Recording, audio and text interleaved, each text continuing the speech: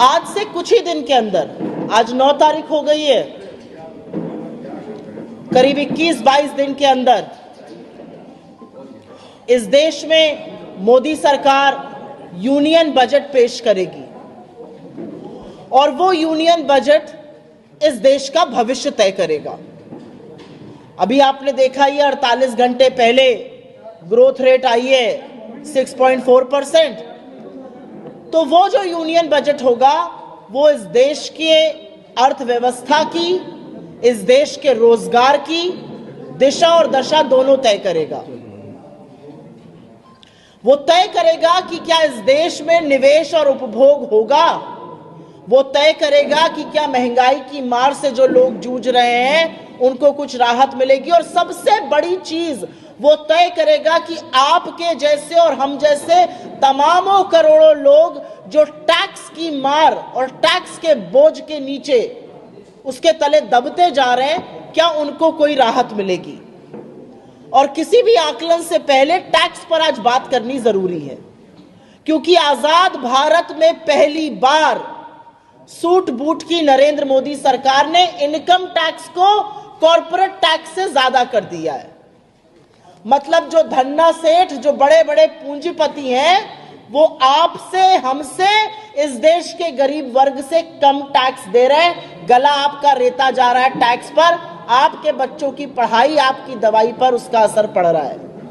लेकिन टैक्स की चर्चा हो तो शुरुआत तो गब्बर सिंह टैक्स से ही करनी पड़ेगी।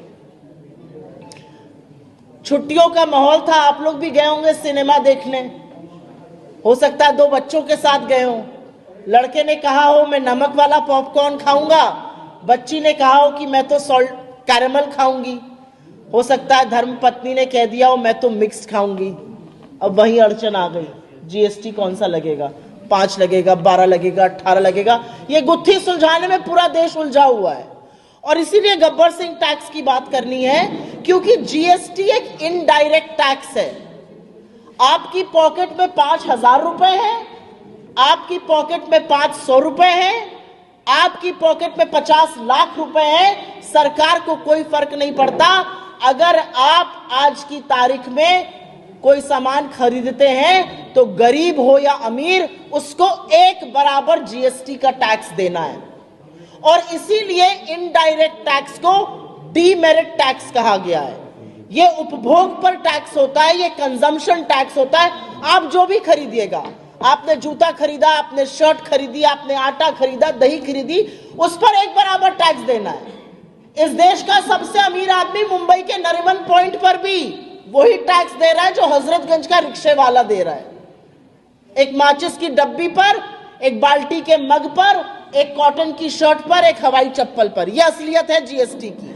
और जीएसटी को जिस तरह से बढ़ाया जा रहा है, रोजमर्रा की आवश्यक वस्तुओं पर जिस तरह से जीएसटी का प्रहार किया जा रहा है, उससे पूरी तरह से रायता फैलाकर रखा है सरकार ने पूरे देश में।